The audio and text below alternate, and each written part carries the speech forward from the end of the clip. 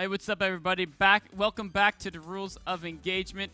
Before we jump into analysis of game number 3, let me remind you guys, if you're unsure what career you want to get and you're thinking about maybe a career in part of the game designing world, part of the esports world on the production end, first, before you can do that, you have to know what you're doing. It means getting an education. One of the potential options out there, of course, is Full Sail University. Check out www.fullsail.edu/MLG for more information on their programs such as audio engineering, video production, video design, 3D animation, game design, etc. Go ahead, check it out. More information never hurt anybody.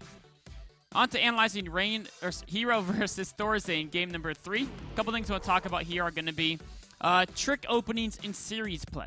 So when you're playing a series of games against the same person, like you see in tournaments, a couple cool openings you can do to help throw them off. And then DT harass and how to execute it properly depending on what your opponent has. And also, if you have a macro advantage in PvT, one of the great ways to kind of round that out and take home that win. So we're going to open this game to the 7-minute mark. And one thing I want to talk about is heroes. This is map number 3, remember. So this time he's going to do a trick opening. So notice how his observer timing, he got the robo really fast. And if Thorzain notices that observer blur, it's going to look exactly the same. Similar to the other game, he's going to get the Forge fairly quickly as well. And he's going to show the Twilight Council. And it's going to look pretty normal to Thorzain. It's going to look slightly different from the last sets because he went... the first game, he just went hardcore Colossi. Second game, he went 1 Colossus, no range into Storm. In this game, it's like, okay, maybe just getting fast blink or going straight to Storm without any Colossi.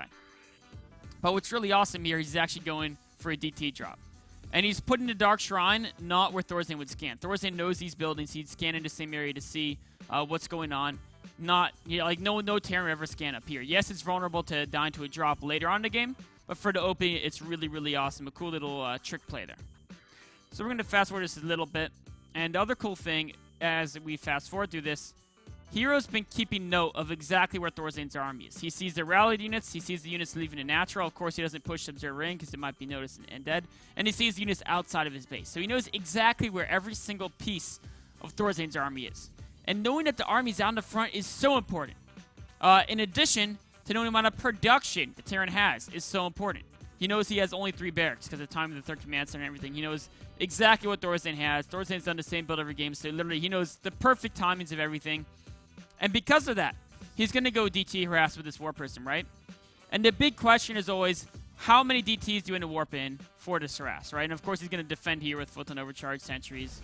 Marine's going to be annoying, pick off a couple probes, a nice move by Thorzain. But the cool thing here is, he knows that the army's out here. He knows there's only 3 barracks production, and he knows he has 6 warp gates of production, right? 1, 2, 3, 4, 5, 6. And knowing all that, he says, I'm just going to overwhelm him with DTs everywhere. So he sent 3 DTs to the same location, trying to do maximum damage, because he knows there was almost no units there, because of course they're all out in the front. And then he knows that the production capabilities of Thorzain is weaker than his ability to warp in reinforcements. So it's going to be tremendous damage. Now, he warped in 6 Dark Templars so far.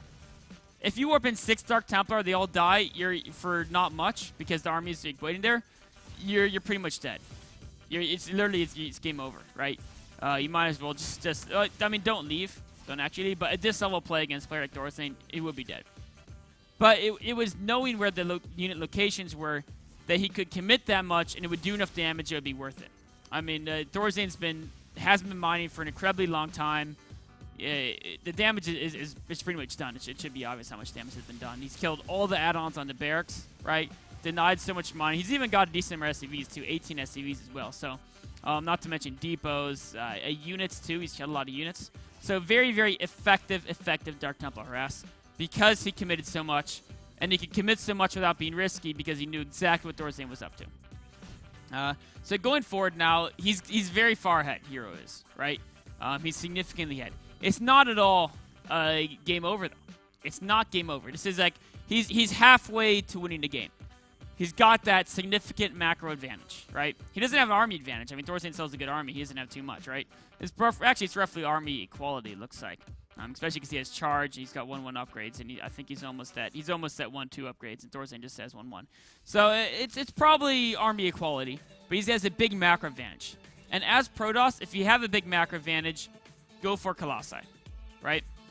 Templars are great, Right, we saw last game Hero 1 using you know, only single Colossus, primarily Templar play.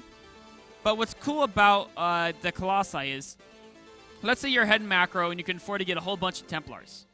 That whole bunch of Templars, even if your opponent can only get 1 or 2 ghosts out because they're behind the macro, the 1 or 2 ghosts, if they micro amazingly and you mess up your micro a little bit, Templars get clumped, they get EMP, can actually neutralize all your Templars if they out micro you. So there's a potential to lose. There's a potential to be defeated. But if you're ahead in macro and you go Colossi, and let's say you get a bunch of Colossi and your opponent can only afford a few Vikings, there's no like fancy micro that's going to make a few Vikings deal with a lot of Colossi. So that's exactly why if you have a macro advantage in PvT, go for the Colossi. And then of course that's step 1. And step 2 is anytime you're ahead in the game, but you don't want to risk doing a massive attack and potentially losing, there's one proper way to play. It's take an expansion yourself, deny your opponent's expansion. That's how you do it. That's how you are a little bit ahead and you get more ahead.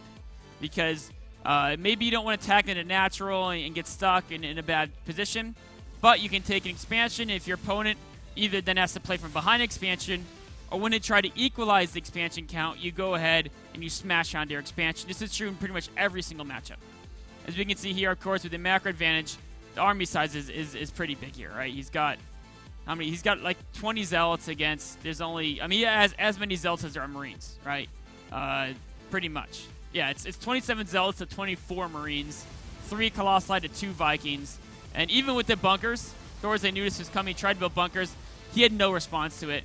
The game's over right now. Just too much from Hero, not enough from Thorzain, and no amount of fancy micro is going to beat Colossi and Zealots if you just have much, much less Marines and Vikings. We can see here Thorzain. Now what Thorzain could have done, he could have lifted up the 3rd, abandoned it, and then tried to play 2 base first 3. And he might be able to defend his natural, but he would have backed away and gone to Storm, then added in tech. He would have been way, way, way far ahead, even more ahead than he was before. So Thorzain tried to defense, and that was probably the right call there. If he could have defended it, it would have equalized. But Hero knew exactly how to play out from that advantage. If you get a macro advantage, however you got it, a lot of times you'll get a macro advantage in your ladder play from being just better at macro, right? And you look at the replay, and you're like, I was way ahead, but somehow I lost, right? So if you have a macro advantage PvT, go for Colossi, take an expansion, deny your opponent's expansion. In every matchup, take an expansion, deny your opponent's expansion if you're ahead. And PvT specifically, Colossi are a great tech choice when you have that advantage. So that wraps up the analysis on game number 3 between Thorzain and Hero. Take a short break and then be on to the Q&A.